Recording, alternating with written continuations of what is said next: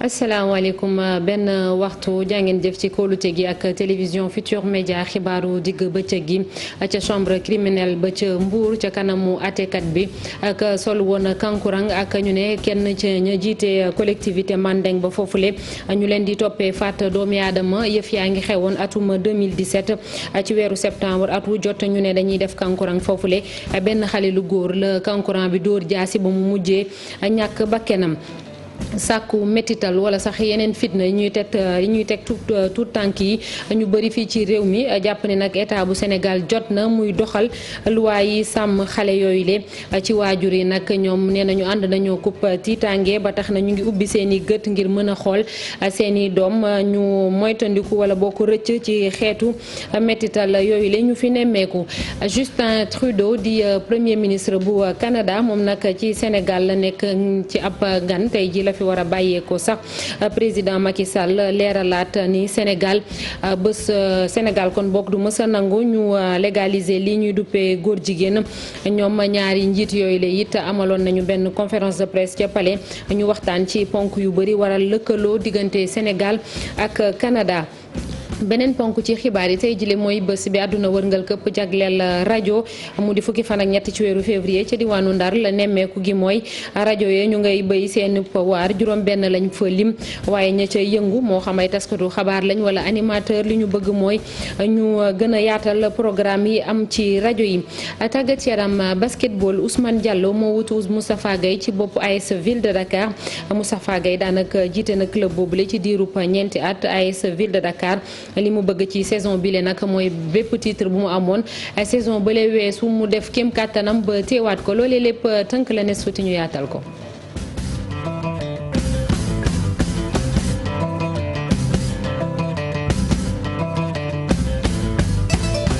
ginnaaw bañ leen nuyuwaatee ba noppi xibaar yi dañ koy dooree ak Mbour nag benn kankurang wala boo ki sol woon kankurang ak kenn ci ñuy jiite collectivité Mandeng yi ñoo nekk ci kanamu àttekat bi tey jile ñu leen di toppee wàllum faat nit yëf yaa ngi xewoon atum 2017 Mamadou Thiombane benn xale lu góor bu doon seetaan la ñu dóor jaasi ba mu mujjee ñàkk bakkenam suñu ndaw la ñu toogal ca Mbour Abdourahmane Diallo mi ngi ci ligne bi Abdourahmane maa ngi lay nuyu. maa ngi lay fay Jaratu Naata. waaw fan lañ toll ci àtte bi jamono ji. fi ñu ci toll mooy fi mu ne nii jeex na ndax ki nga xam ne moom mooy juge bi dafa xamle ni chambre criminelle bi nga xam ne moom mooy tribunal bu grande instance bu Mbour mënul àtte dossier boobu li waral li ni mel dafa fekk rek ginnaaw bi nga xamee ni jàng nañu PV bi ci la avocat de la défense yi daal di xamle ni juge d'instruction bi nga xam ne moom moo nekk Thiès ñoom ñoo def l'enquête bi def lépp daal di koy yónnee tribunal grande instance bu Mbour te loolu yoon daf ko dàq ndax ñi nga xam ne ñoom ñoo nekk juge d'instruction bu Mbour ñoom ñoo waroon def li ni mel ngir waa tribunal grande instance bu Mbour daal di àtte li ni mel sax tribunal bu grande instance bu Mbour daal di xamle ni mbir moomu ñoom mënuñu ko àtte léegi dinañ koy yóbbu fi nga xam ne moom mooy Thiès ñu xool ba xam foofu tamit mën nañ ko àtte donte sax bu ñu dégloo ci avocat wu défense bi ñoom nee nañu tamit même waa Thiès mënuñu ko àtte ndax fee fii ci Mbour la xewee donc fi mu ne nii di fàttali li nga xam ni xewoon na ci jamono jooju mooy maanaam liñ fi doon àtte wala liñ fi bëggoon a àtte tey ci suba loolu jëf yaa ngi xewee le 10 septembre 2017 ab kankurang moo daal di téye benn ndaw rek dóor ko ba mu faatu ci loolu nag juróomi fan lañ ci daal di teg jàpp ki nga xam ne moom mooy Habib Mboup di ki doon ànd ak kankurang bi ak Mamadou Keita di Pape Konaté moom mi nga xam ni moom moo nekkoon njiitu collectivité Mandeng ci quartier bi ñu dubbee Santosu ñu daal leen tëj ñetti weer après ñu daal di leen bay ñu daal di am bayum négandiku donc ñoom fi mu nekk ni liberté provisoire la ñu am ki nga xam ne nag moom mooy kankurang bi ci dossier bi moom mooy X ndax moom ba léegi teguñu ko loxo Ajaratu Naata Mbaye. jërëjëf Abdourahmane Diallo ci leeral yooyu yëpp dañuy woy ci xibaar yi ba léegi ci ndaw ñekk jamono ji coow li bëri na loolu ci réew mi ay tout tànk yu ñuy sàkku wala sax ñu leen di métital loolee lépp ñu bëri ñu ngi koy ñaawlu fii ci réew mi ñu jàpp nag ni faaw ñu def état bu Sénégal def kéem kàttanam ngir bépp loi buñ fi taxawal ngir mu sàmm xale yooyu la ñu doxal ko lu ci mel ni code de l'enfant mooy gis-gisu conseillère genre ak protection des enfants ca ville bu Ndakaaru CONAFE nag di coalition nationale association ak ONG yi taxawu tuut tànk yi ñoom it nee nañu faaw ñuy gën di sàmm xale yi wattu seenu kaaraange ñu mën a mucc ci xeetu ñaawteef yooyu la yëpp Habib Faye Mardien gàcce la ñu àndal ñoom ndaw ñi xamuñu sax la leen di yoot lan la ndax saa su nekk ñu leen di xoqatal teg ci di leen bunduxatal rawatina itam di leen sàkku ña koy def du ñenn ña nga xam ne ñoo dëkk ak ñoom ndaw ñi xamuñu ana nan la ñuy def ndax it seeni kaaraange mi ngi ci xottu gerte li ni mel tax na itam ña ñu jàpp ne ñoo leen waroon aar tey ji ñoo leen di yàq ñu bëri yiy yàbbi ngir ñu dégg leen. dañu war a xool kan mooy yore sunu doom ki yore sunu doom kan la ki jàngal sunu doom kan la ki sunu doom di nekkal ba su nekk kan la kon donc ñun ñi nga xam ne ñoo nekk sunu kër yi ñi nga xam ne ñoo nekk ci koñ ñoom ñoo war a veiller ci loolu. du comme avant nga xam ne doo sañ a wax jàngoo ak yooyu xale yi léegi préscolaire la ñuy commencé jàng boo leen defee yenn yi bu ñu ñëwee dañ naan mon oncle ba tapé ici sur les fesses wala ay affaire yooyu donc kenn mënatul ndëppal nañu teg mbir mi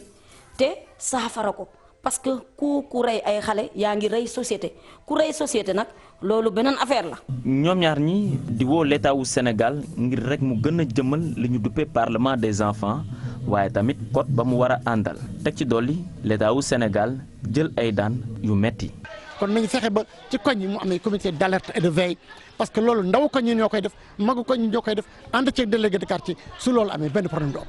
xale yi bu ñu amee parlement dinañ am seen voix mën a waxal seen bopp maanaam ñoom ci seen bopp ñi koy kii ñu mën a wax bu ñu amee code de l'enfant dañuy teg ay mesures yoo xam ne dina tax ku defati lii ñu xam ne lii moo la ciy fekk. quartier bi di Abbas nekk ci diwaanu Wakam jamono ji ñu ngi fay riir di wutali la ko waral bokk na ci ñaawteef gañ fa mujjee dégg ndaw ñi sonn fa lool di daj ay métit waaye itam ak sàkkuteef yañ leen di def waral na ña leen di xeexal ñoom gis nañ ni loof nañ ci dëkk gi ñu ne te itam buñ leen wallu siwul dina gën a metti. ci wàllu woowule ba léegi Habib Faye laaj bi ñëpp di samp mooy naka la ñuy def ba gën a may gët tout tànk yi ñu moytandiku lu ni mel dem nañu daje ak yenn ci ay waajur jox leen micro ñu wax seenub xalaat ñu ci bëri gis ne xale yi faaw ñuy gën di waxtaan ak ñoom ngir bu ñu amee lu ñuy wax ñu mën koo eggee seen i waajur waaye tamit seen i dugg ak a génn di ko xool bu baax bañ leen bàyyi ñu moom seen bopp ñoom tout tànk yi reportage Maymouna Ndiaye Gervais Yaw. soxna si am na lu ci li nga xam ni moo xew fi mu toll nii tout tànk yi nga xam ni ñu leen di sàkku di leen def naka sodul noonu def katu ñaawteef yooyu nee na moom léegi sax xamatul lu muy ndurool. léegi ñun amatuñu confiance ci jàng sëriñ si amatuñu confiance ci kenn daal métti na vraiment moom métti na moom. ñu jéem a def ay kii rek fu kii nekk ñu mën ñoo dimbale ngir yàlla yeneen bi loi bi jóg si. jaaykat bi élèves yi duñu jug ci palaasam moom nee na ba fi mu toll nii mënul xam lan moo ciy pexe. boo sañoon boo sangee sa doom ba mu set solol ko yëre yóbbu ko mu dem jàngi xam-xam lay wuti waaye du wuti pour ñu di ko saay-saayee te dëkk bi léegi dafa yàqu loolu dafa bari ci dëkk bi léegi chaque jour yaa ngi dégg oustaz bi violé na xale bi oustaz bi def na xale bi nii professeur yeeg oustaz yëpp ñoom ñoo ci yem des fois da nga gis sa professeur di jàngal sa doom yaa ngi may dégg mi ngi xool bi nga koy jàngal mais mi ngi xool bi nga koy xoolee bëtu saay-saayee ko waaw dëkk bi daal toj na métti nañ trop en tant que parent d'élèves yi xanaa di ñaan yàlla rek parce que man gisatuma ci pexe man xam ma ban pexe lañ ci am lu dul xanaa di ñaan yàlla rek saa yu ñu xëyee sanga sa doom ba mu set solal ko yëre ñaanal ko yàlla sàmm ko yiir ko làq ko fu loxo yàqkat àggul. waajur yi am nañ ci wàllu bu yaa Malika noonu la gisee. soo amee xale bu ndaw boo xamante ne 2 ans 3 ans 4 ans kooku mënalul dara yaayam moo ko mënal dara wala baayam wala ñu nekk ci kër gi wala bu nekk ci quartier bi ñoo mën a surveiller ñooñu. sa doom fu mu nekk war nga ko limbat fu mu nekk su génnee tuuti rek même pas 2 minutes war nga daan diw ñoo leen diw de mu ngi nii nga andi tekk sa wet. léegi Awa Ndiaye nee na dafa soppi doxalin njabootam day wax ak ñoom di leen bàyyi xel. man oo naa sama doom waxtaan ak ñoom wax leen ne boo leen demee si école bu leen maître bi ne nangam sa yëre bi rafet na sa buddi bi rafet na sax waxal oustaz boo demee bu laal sa pooj baa mu laal sa loxo boo ñëwee wax ma dama soo sob laal dem foofu parce que bu ñu doon def noonu kon mën naa am yii du am. laata samba booy yooyu ñuy teg ay daan ci ñoom waajur yi nee nañu dinañu gën a ñaax seeni tut tànk ndax kat bëgguñu ñaawteef yi dal seen kaw ñu yenu seeni loxo. jëwrin bu njëkk bu Canada di Justin Trudeau amal na ganub ñetti fan fii ci Sénégal dooree ko mardi tey jii lay jeex moom nag daal dinay wax ci àq ak yelleef doomi aadama rawatina wàllum góor jigéen nga xam ne ay dëkku tubaab yu bëri dañ ko fa daganal waaye kii di njiitu réew mi Macky Sall tontu na ko nag nee na ko sunu cosaan ak aada ak diine yi ñuy doxal fii ci réew mi mayewul benn yoon ñuy daganal lu ni mel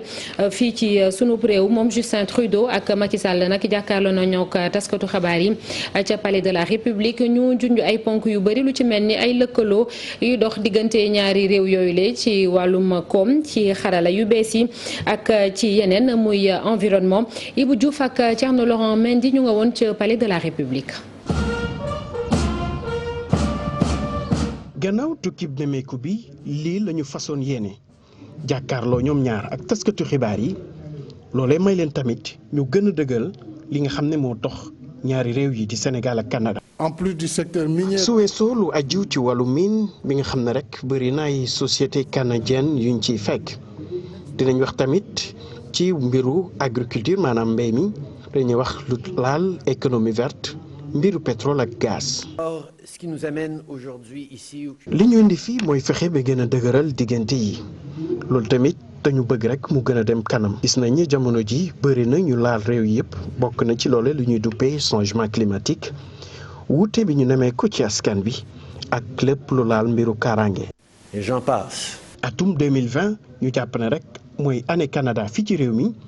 loole may leen tamit ñu gën a dëgëral lépp lu aju ci wàllu koom ak yenn domaines yi. waxtaan nañ te am nañ déggoo ci lépp lu ñuy war a def ngir jëmale kanam lëkkaloo bi loolu aju ci wàllu coopération. diggante ñaari réew yi di Sénégal ak Canada tax na maa ngi jaajëfal kilifa gi bàyyi ko Canada ndax li mu ñëw fii ci réew mi ngir ñu waxtaan ci li ni mel. Nous avons eu la chance de discuter des défis et des waxtaan nañ ci lu bëri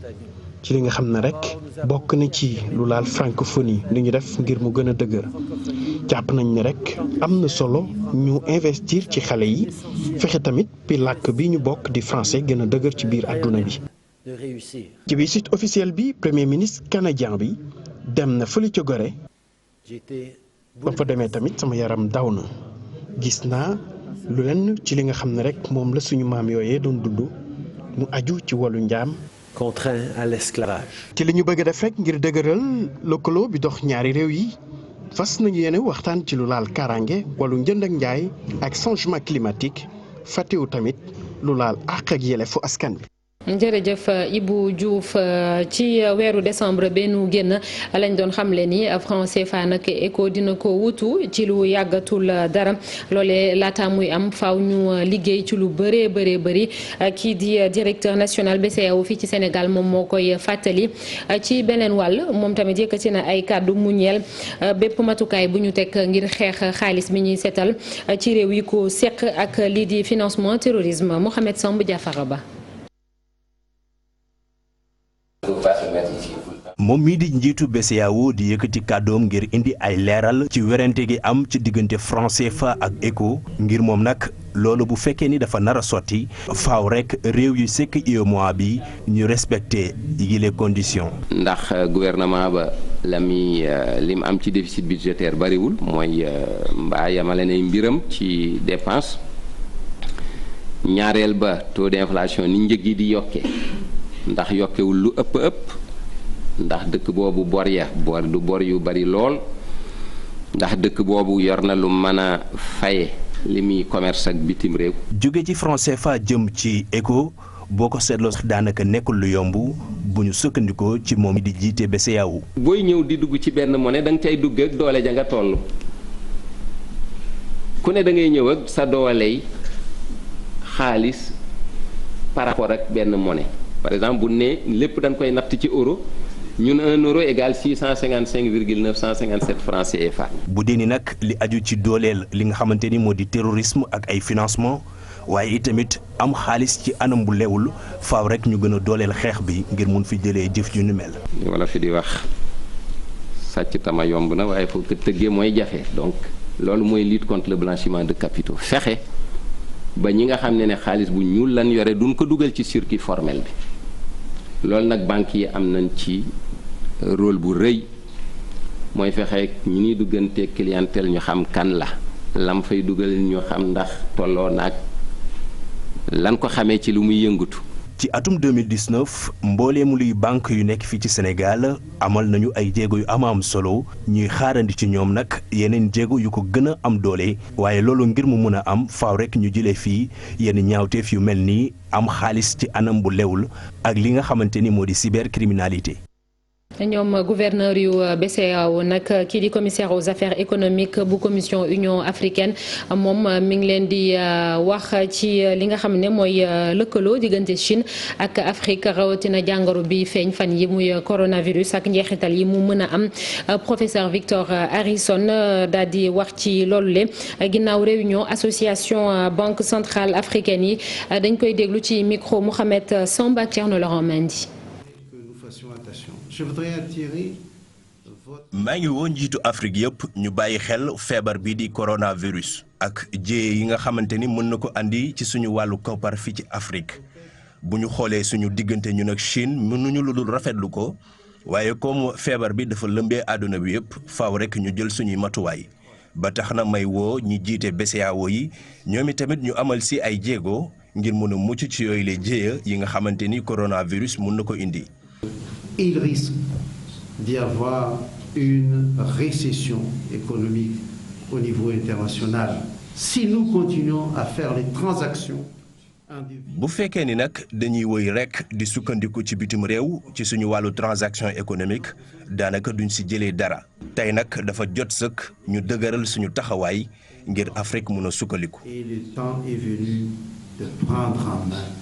nos destins. ci wér-gi-yaram nag garab yi nga xam ne ñi amee feebaru say dañ koy jëfandikoo yenn saa yi ñu ngi doon junj ni dafa nar a manqué waaye pharmacie nationale d'approvisionnement jaarale ko ci ki jiite service distribution maanaam ñi séddale garab bi mi ngi dalal xelu ñi amee jàngoro boobule PNA daanaka yor na garab yu doy ngir képp ku amee jàngoro boobule ñu mën la kaa jox nga faju docteur Lamtoro Seck moom moo jiite service distribution ci pharmacie nationale d'approvisionnement ay kàddoom ci micro Fatima Touré ak Youssou Baro. garab bi ñuy wax les antiépileptiques le traitement de choix ñett la ñuy jël ñett ñi mooy phénobarbital moom la ñuy wax Gardinal moom acide valproïque wala valproate de sodium moom la ñuy wax Déparkine ensuite ñu jël carbamazépine ou Tegretol ñett yooyu yëpp am na pharmacie nationale d'approvisionnement. docteur Ansek Ndiaye day wax ni toujours il faudra anticiper sur le rupture moom mooy ñun du ñu toog ba rupture dal suñu kaw. déedéet dañuy fàggandiku soo jëlee phénobarbital su ma ko jàppee boîte de 1000 bi su ma jëlee xayma lépp 615 lañ ci consommé au niveau du Sénégal te ñun on en a presque 600 donc un mois moo ci des donc loolu bi ñu ko xaymaa ñu wax kii jënd garab yi moom mooy docteur Leyti Ning mu commandé mais commandé na 1500 amada 3500 yu ñëw mu nekk 5000 li nga xam ni ça permet de découvrir 7 ou 8 mois. maintenant am na yenn produits yi moom mooy Déparkine bi. Déparkine bi am na une quantité astronomique quantité bu mag lañ ci am. seetlu nañ ko Ndakaaru fan yi nemmeeku gi mooy air bi daanaka dafa bëri pollution ànd ak poussière te loole mën na am ay gàllankoor ci wàllum noyyi ay jàngoro yu mu mën a jur ci gis-gisu docteur Mor Diaw nekk ab jàngalekat ci faculté médecine bu université Cheikh Anta Diop bu Ndakaaru benn waxtaan wu yaa la ñu jagleeloon maladie chronique maanaam jàngoro yi faral di ñëw ci doomi aadama te mënuñu ko wàll moom nee na nag médecin bi fii ci Ndakaaru li ko gën a waral mooy ñàkk espace vert ay bërëb yoo xam ne dañuy am ay garab ak lu ni mel nit ñi toog di fa noppaliko ak woto diesel yi ne xuus ci réew mi docteur Mor Diaw ak Maguette Souaré Diallo Pape Sangone Mbaye indi mooy am na poussière bu jógee Sahara ak aussi oto yi nga xamante ni si moo fi daw ci ville bi am na oto yi naan ay oto à diesel lañu te oto à diesel yooyu dañuy émettre maanaam dañuy génnee saxaar bi nga xamante ni si dafay polluer air boobu ñuy noonu buñ ko noyyee mën nañu indil ay feebar yu bari comme asthme wala bronchopneumopathie chronique bi nga xamante ni si suñ moytuwul daal mën na la faagaagal. alors pour mucc ci feebar yi mooy ñu moytu li ñu naan pollution intérieure mooy ci biir kër yi ñu moytandiku di taal ay cuuraay beneen bi aussi mooy que ñun ñëpp ci ñun war nañu fexe ba ñu am ay espace vert espace yoo xamante ni si daal foofu kenn du fa tabax oto yi nga xamante ni si moom la ñuy wax oto à diesel yi parce que boo demee comme France oto diesel yi presque amatu fa mais ñun suñu pays yi dañu gis ni auto diesel yi bari naan fi auto diesel yooyu ñooy indi pollution. réew yi seq CEDEAO yenn saa yi dañ ciy dégg ñenn di ñaawlu ñu ne coono yi ñu leen di teg ci frontières yi di leen laaj kayit ak lu ni mel te loolee warta nekk waaye nag ña ko seq wala ñenn ci jiit ya li ñu jàpp mooy bëri na ay jéego yu ñu def lu ci mel ne carte d'identité biométrique yi ak yeneen ponk loolee moom moo tukkee ci benn atelier consultation bu am fële ca bët saalumu réew mi di waxtaan ak askan wi naka la ñu nar a tëralee ci wàllum CEDEAO boobule ñu déglu ci ki taxawal bureau national bu CEDEAO ci Ndakaaru Jean-Antoine Diouf lay wuyoo ay kàddoom Boubacar Diassi ak Lamine Mandiang ñoo ko taataan. Ziguinchor dafa di région boo xamante ni bëri na ay citoyens yoo xamante ni ñu ngi dëkk ci biir sous-région bi dëkk fi wala di fi jàll donc Ziguinchor dafa mel moo xamante ni mooy symbolique intégration ci jëm boppam. maintenant tracasserie moom am na muy Sénégal muy feneen ak feneen mais defe naa li ñu war a gën a insister mooy xool évolution yi ñu def depuis 1975 bi ñu créé CEDEAO ak 79 bi ñu adopté protocole ci libre circulation te loolu pour nga mun ko xayma il faut nga natt sa bopp par rapport ak yeneen région surtout fii ci Afrique nga xamante ni amuñu sax protocole sur la libre circulation naam tracasserie am na naam entrave am na mais nañu gën a xool daal jéego yi ñu def te yàlla xam na ne moom am nañu ay jéego ndaxte boo seetee suñu diggante dëkk yi amuñu visa amatuñu visa loolu dafa di jéego bu rëy boo xamante ni dañ koy sous-estimer mais c'est pas évident nga mën a jóge sa dëkk dem beneen dëkk te doo dem rang ambassade donc ça c'est vraiment des ay aspects yu positif la donc nañu xool daal li nga xamante ni mooy gën a positif si suñu activité que tracasserie yi moom am na mais def naa bu ñu continuer di waxtaan suñu biir acteurs yi différents acteurs yi comme ni ñu koy defee tey dinañu mun koo saafaral. ponk bu soriwul boobule sommet po fale ca France kon Emmanuel Macron sekkoot ko ak réew yi bokk ci G5 Sahel foofee nag ñuy waxtaane wàllum terrorisme am nañu ci seen xam-xam màcc dañoo jàpp ni loolu bañ ca noppee waroon nañoo daje xool naka la ñuy jëmmale wala waxtaan ci tegtal ya tukkee foofule ak fukk ak juróom-ñetteelu édition nationale géopolitique yu CDES nag mooy centre d'études diplomatiques et stratégiques ñoom ñooñee ñëpp toog nañu waxtaan ñàkk kaaraange bi ñu nemmeeku ci Sahel bi ak Samba Boy fay ñëw di tiital askan wi ñoom ñëpp ñu ne Afrique ci boppam moom moo war a lijjantil boppam kaaraange waru ko uti ji feneen Fat Bintou Conté ak Gervais Yao teewee nañ ndaje boobu. bu ñu génnee ci sommet bi nga xam ne moom la ñuy wax le sommet de Pau jàpp nañu ni nag faw Afrique taxawaat bu baax ci li nga xam ne moom moo di sécurité am ndax bu fekkee sax ndimbal mi ngi génn ci bitim réew ñun ñi africains yi war nañoo assumer li nga xam ne moom moo di suñu sécurité mooy li gën ci ñun ki ko xam ne nag di député burkinabé bii la problématique. ñàkkum kaaraange dëkk yi nekkee ci Sahel gi loole gouvernement yi ci seen boppam it ñoom ñoo ko war a mën a jël rawatina it yu Afrique yi te it bu ñu xoolee bu baax amul benn dëkk ci àdduna bi boo xamante ne sa moroomu naataango moom mooy ñëw libéré la donc dañu war a gën a dëggal suñu bopp. moom muy jàpp ni sax naam sommet de Pau amoon na solo ñu amaloon ko ndax dina permettre ñu éclaircir yenn ponk yi nga xam ne moom moo taxawoon ci suñu diggante coopération militaire ak ki nga xam ne moom moo di France. Il fallait que les acteurs se trouvent. la nga xam ne it acteurs yi ñoom ci boppam war nañu ko def moo di jéem a leeral lépp la nga xamante ni moo di mbirum kaaraange gi. teg ci tamit la nga xam ne ñoom jiitum réewu Afrique yi war nañu ko def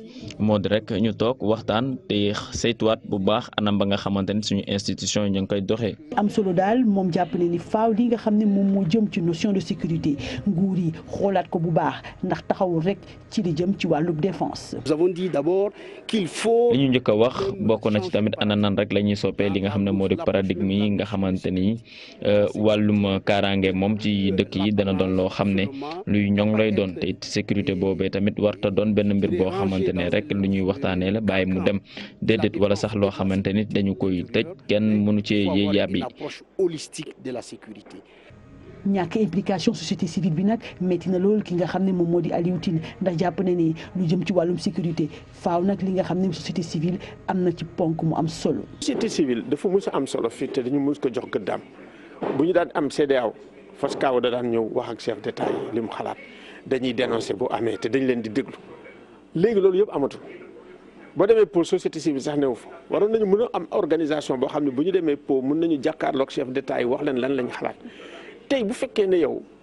organiser nga société civile bu baax mun nañ def alerte. ba ñu remarqué sentiment anti-français bi nga xam ne mi ngi doon am ci askan wi la ñu convoqué woon li nga xam ne moom moo di sommet de Pau rencontre entre chefs d'État membres du G5 Sahel ak ki nga xam ne moom moo di njiitum réewu français bi di Emmanuel Macron jàpp nañu ne nekkul loo xam ne moom moo fas yéene régler li nga xam ne moom moo di kaaraange fii ci suñu dëkk rek Afrique de l'Ouest yi li tey fukki fan ak ñett ci weeru février mooy bés bi ñu jagleel àdduna wërngal këpp rajo ca diwaanu Ndar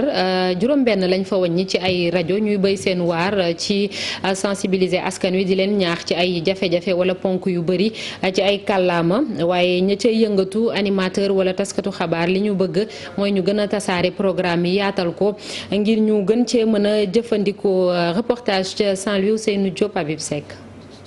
février si la ñu amal journée mondiale de la rajo ci diwaan Ndar géej nag rajo yi fi samp seeni bànqaas bare na fu ci mel na rajo Zik FM ak Teranga FM fii dem nañ seeti ñi nga xamante ni ñoo yëngu jëm ci wàllu wu ni mel ñoom nag journée bi lu leen yitteel la. Ndar booy xool dëkk la bu nga xam ni dëkku métissage la làkk yëpp lañ fi làkk moo tax aussi ñu dañuy fexe ba tey jii képp rek làkk bu ne gis sa bopp ci biir programme bi. rajo dafa nekk loo xam ne dafa am importance ci askan bi parce que daf leen di sensibiliser di leen informer donc nekk na loo xam ne lu am solo la ba pare accessible parce que ñi nga xam ne amuñu yenn moyens yi peut-être rajo nekk na loo xam ne yomb na ci ñoom ñu am ko tu peux ne pas avoir une télé ou bien des choses de ce genre mais rajo moom yomb na te donc dañu war a xoolaat daal contenu yi li nga xam ne moom la ci askan bi di jëlee mu nekk lu am solo loo xam ne da leen di jàngal di leen yee. li gën a tax sax mu yitteel leen bokk na ci nañuy dundee bu fekkee ni jamono ji rajo mi ngi liggéey bu mucc ayib ci wàllu wu ni mel gis na ni sax lekk saa itam dinañ jànkoonteeg ak ay jafe-jafe. on voit très bien que jafe-jafe am na tey jii bu ñuy wax jafe-jafe sur le plan technique day am sur le plan encadrement sur le plan de la formation yooyu yëpp dañuy gis ne ay jafe-jafe la moo tax dañuy bëgg toujours rajo chaque fois buñ koy dund rek di ko def rek ñu am soutien ñu am appui ñi nga xam ne ñooy autorités yi. rajo yi leen daan dundal bokk na ci ay publicité wala yeneen i xeetu programme yoo xamante ni daan na leen indil ay koppar waaye nag léegi ak réseaux sociaux yi mu mel na la ñu daan dundee léegi dafa gën a wàññeeku. parce que xam nga du ñëpp ñoo am accès à l'internet am na auditoire nag bu nga xam ne xëy na ñu ngi fii ci biir dëkk yu mag yi loolu daan xaw concurrencer un peu mais teewul rajo dafa doon du nga xam ni dafa am charme bu nga xam ni nit ñi ñoo ko bëgg seen bopp. rajo dara mënu ko remplacer parce que am na charme bu ci nekk mais aussi am na magie bu ci nekk comme bu ñuy wax boo xam ne toujours fu ñu waxee ci rajo rek nit ñi dañuy déglu dañuy comprendre te si chance bi ñu am sax mooy que chaque fois dañuy am possibilité wax ci langue yu bëre te loolu nekk na avantage boo xam ni tey jii rajo moo ko def te rajo gëm naa ni ca kaw ca kanam rek. rajo nag doon lu am solo ci askan ci diwaanu Ndar géej nag li ñu nemmeeku mooy juróom benn rajo samp nañ fi seen ay banqaas teewul nag na leen nit ñi daan dégloo ba léegi ma ngay wéy. tey tamit la ñuy fàttaliku Ndiaga Mbaye moom mi dëddu àdduna daanaka fukki at ak juróom ci ginnaaw ba léegi nekkoon waykat bu mag a mag bu ñu ràññee fii ci réew mi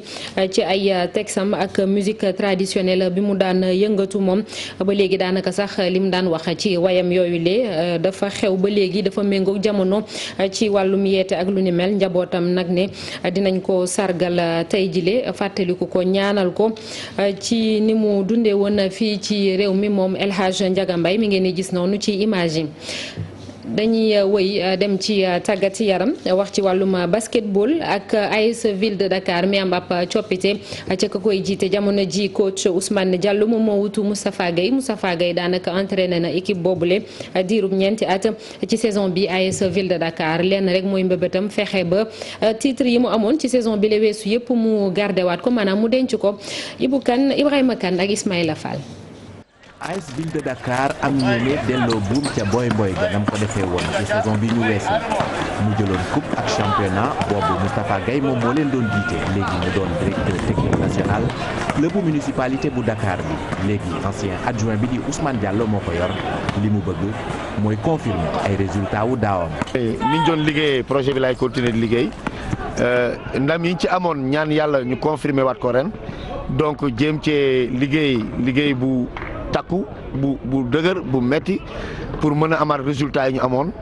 mën ko confirmer ñaareel bi xam nañ ne du yomb parce que boo nekkee champion du Sénégal def doublé yaay l'équipe à battre ñëpp dañuy motiver wu contre yow ku ne da lay bëgg a gagner y a de bonnes équipes yoo xam ne am na équipe yu baax yoo xam ne aussi il faut les respecter xam nañ ne du yomb mais ci wàllu liggéey daal lañ ko yaakaar dinañu liggéey li ñu war a liggéey pour mën a am résultat yi fu mu gën a kawe. ci saison bu bees bi nag AS Ville de Dakar ñu jàpp ne moom mooy favoritu national 1 ci jigéen ñi mu di ab statut boo xam ne ñu ngi koy xaar mu assumer ko gannaaw ay recrues yu am expérience yu mu am ren ji. parce que boo xoolee daaw équipe bi départ bi dañu amoon ay joueuses yu dem fin de saison bi mu jeexee suñu meneuse titulaire aussi El Mamalou dem en France donc il fallait ñu renforcer équipe bi ram yenn secteurs yi donc am nañu benn xale bu jógee Ndar bu tudd Mati Fall moo doon meneuse Saint-Louis moom la ñu recruter année bi ak Fatoumata Diango bi jógee Duc ak benn fille bu tudd Soxna Fall soxna bu jógee Soxna Ndiaye bu nekkoon Espagne ñibbi si waat donc am na ñetti ñu bees ñu yokk ci effectif bi desoon pour mën a liggéeyaat ren incha allah pour confirmer résultats yi jéem a liggéey pour maintenir statut équipe bi fu mu toll. AS Ville de Dakar doonte Moustapha Gaye yoratu ko wante dina tàmbali saison am nara janoo ak CMT bu Ziguinchor ci poule A bi loolee ci ñaareelu bés bi ci championnat lay doon. Ibrahima Kane ñu des ci discipline boobule ak national 1 ci góor ñi AS Douane mi championne en titre moom doore ko ci week-end bi dina def kéem kàttanam moom tamit ba yoraat ko équipe bu coach Mamadou Gueye ren ji daanaka lay ñam compétition africaine te seenu mbëbët mooy dem def performance bu baax ba waral na seenu effectif ñu ngi koy xoolaat Cheikh Sadibou Diarra ji li jëmee. ñaari challenge ñoo nekk ci kanamu AS Douane saison bii wéyal rawam ci basket góor ñi fii ci Sénégal ak taxawaay bu rafet ci Afrique ak première édition basket Africa League bi mu nekk lu bees ci moom. commencé nañu entraînement yi mais dinaa leen wax ne dina nekk loo xam ne du lomb yëpp xam naa ñu ngi ñuy xaar waaye man li may wax rek aw ma baguette magique même li woon daaw ak daaw géej léegi il va falloir tam ñu concentré waat def rigueur bu mat professionnalisme bu bëgg xeex fii nii ci terrain bi aux entraînements d'abord pour espérer conserver suñu titre. ñàkkum expérience ci wàllu compétition continentale yi tax na AS Douane defu ci yaakaar bu bëri. 15 ans génnoo xamoo Afrique daal di génn daal di ne damay rafler tout mais faut pas se voiler la face hein. Il faut tamit ñu savoir raison garder quoi parce que la plupart des joueurs n'ont aucune expérience africaine et cette expérience africaine là dafa am solo trop pour compétition de haut niveau. Suñu amee benn ba ñaari recrues yu baax a baax war nañu mën a au moins exister ci compétition boobu. ak jongante yu bëri nekk seen kanam faaw mu am effectif bu yaatu. fële beneen niveau la suñ fa yaakaaree gagner ay match il va falloir vraiment ñu renforcer encore suñu équipe surtout suñu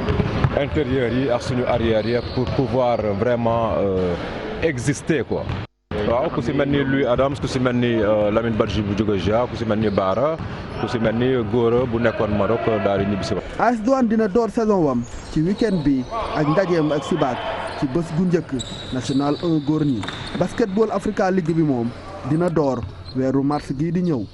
ñu egsi ci ponk bu mujj li yëglekaay yi xëy alxames gile ak Mamadou Mohamed Ndiaye. jërë ngeen jëf ku ruur sa bopp ci xetax mbaam yeey ko góor jigéeni réew mi duñu baaxle ci réew mi njiit réew mi Macky Sall moo ko wax jàngi ci Soleil national ubbil journal bi ganam gi ci réew mi di Justin Trudeau premier ministre bu Canada la doon waxal xamal ko ne ak ngóor jigéen suñu société nangu ko la si ne kay nañu lu jëm ci daganal ak ngóor jigéen ci réew mi njiit réew mi Macky Sall demee wu ca masla nee na premier ministre bu Canada homosexuel mënut a dagan ci Sénégal suñu société nangu ko suñu aada bëgg ko te it suñuy loi da koy tere Vox Populi nañu ginnaaw Barack Obama Macky Sall yamale na démb Justin Trudeau premier ministre bu Canada ci waxi ngóor jigéen nee na ko di daganal ak ngóor jigéen ci Sénégal loolee mënut a nekk suñu aada ak suñu diine da koo dàq te it gisuñu dara lu ay mbaal lu ñuy sene ci loi yi tere ak ngóor jigéen ci suñum réew sursoi nañu booy seet ba ca biir coowal daganal ak ngóor jigéen ci réew mi borom du ma ne déet du ma ne waaw di Macky Sall démb moom nee na déet mukk du fi amee Les Échos gis ne taxawaaye moom Macky Sall dese naa dëgër ndax ba muy wax ci wolof wax ju leer nañ wér péng la ca wax xamle carrément ne ak ngóor jigéen mënut a dagan ci Sénégal waaye ba muy wax ca français da doon raay wax ja ndax nee na fii ci réew mi dañu fi tere kuy fësal ay relation contre nature maanaam ay góor jigéen ak xeet yooyee waaye nag du tax ñi choisir dund loolee ñu leen di génnee ci réew mi Les Échos nañu lii la Macky Sall wax ci français Mame Matar Gueye bu ONG Jamra ne ci xët mu njëkk Vox Populi loolee lépp dafay gudd wax ji gudd gàtt moo di ak ngóor jigéen dee su ko fi daganal bu neexee yàlla ñu bàyyi waxi góor jigéen ñi te wax ci waxi pédophilie gi bëgg lëmbe Sénégal journal Libération xëy nañu xamal ne Abibou Gueye di oustaz Mass bi ñu ne da doon tëddee ay xale ca Wakam ak Olivier Brice Sylvain di tubaab bi ñu ne moom it da doon tëddee ay xale ca école de football Dakar Sacré-Cœur ñoom ñëpp kaso la ñu fanaan biig tuumay abus sexuel sur mineur maanaam saay-saay ay xale yu foccagul moom lañ leen di toppee ñoom ñaar mu di Sylvain ak Guèye libé nee nañu daanaka ñoo bokk oto bu ñu dugg ba ñuy dem ci Rëbës enquête dina kay nañu kii di Olivier Brice Sylvain doyen des juges Samba Sall moo ko mandat dépôt li ñu koy tuumal mu di mbirum pédophile waa ji di Olivier weddi na ko ba mu set wecc nee na tëddeewul benn xale saay-saayewul benn xale massage la doon defal xale yi te ca la yam l'observateur mel ne ku naan ñu loolee mu wax wuute na lool ak li xale yi wax enquêteurs yi ubbil yéenekaay bi ci xale yi ñu ne da leen doon saay-saay am na ca xale bu am fukkeet ak juróom-ñaar nee na Olivier da ko doon massel ay adducteur am waaye massage ba yamul woon rekk ci adducteur yi am na it si beneen xale bu leen wax ne ab oomam la ko waa ji doon massel waaye mujj gi massé na leneen lu bokkut akub oom am na it si beneen xale bu toll ci fukkeet ak juróom-ñaar maanaam 16 ans bu ne enquêteurs yi Olivier Brice Sylvain mas na koo fanaanoo ci ab néegam Les Échos nañu moo taxit moom waa ji far na fanaani ca kaso bu Rëbës démb l'Observateur nañu du moom rekk la kaso bu Rëbës am ni gan démb muy moom Olivier di Oustaz Guèye bu Wakaam di Djidiack Diouf bu Jolof Band mi ñuy tudd ci coowal trafic de visa ñoom ñëpp kaso la ñu fanaan ñu yeewu yam ci Le Quotidien gis fa xibaar bu ñeel Lamine Koyta di waa ji faatoon ca Fatick yéenekaay bi nee nañu autopsie bañ doon def ci ab néewam résultat yi génn na la ca nekk moo di waa ji kenn dóoru ko mu faatu mort naturelle la maanaam faatoo ñëw mu faatu Soleil national dëggal xibaar bi ci xëtam mu njëkk wax ñu ne dawalkatu moto Jakarta bi faatu woon ca Fatick verdict bu autopsie bi nee na mort naturelle la naturellement la tribune gis na ne colonisé gi réewum France colonisé suñum réew di Sénégal ba léegi jugu fi li tax mu bind ko mooy nee na entreprise yu bari yu nekk fii ci réew mi réewum France la ñu fekk baax journal bi jukki ci banque SGBS CFAO Total Senac Auchan Canal Plus Orange Money Fonroche ak Alstom journal bi boole yooyee yëpp gis ne France ngar dajjoon na Sénégal ab gouvernement am l'Observateur nee nañu am na ñaari ministre yu ca nekk yoo xam ne neexoowuñu du ñu jaaroo ab taal mu di ministre économique finance Abdoulaye Daouda Diallo ak ministre du plan Amadou Hott ku ci nekk ci ñoom ñaar da ngay wan sa morom ne nii laa toll li leen boole ba tax ñu dëkkee ak fantasiro journal bi nee nañu mbirum xaalis la li ñu naan les fonds communs mu indi coow li coow laa ngi ne cobbay ci lycée Kër Mbaba Jaxu ba nekk ca Nioro yëral xët mu njëkk Vox Populi benn professeur moo fa jam paaka ab élève am. jërëjëf Mamadou Mohamed Ndiaye sant ko gërëm ko ak yéen ñëpp ñaanoon ak télévision Futur Média ak ñi jàppoon ci liggéey bi 19h30 incha allah yeneen jotaayu xibaar di leen ñaanal ngeen yendu ak jàmm.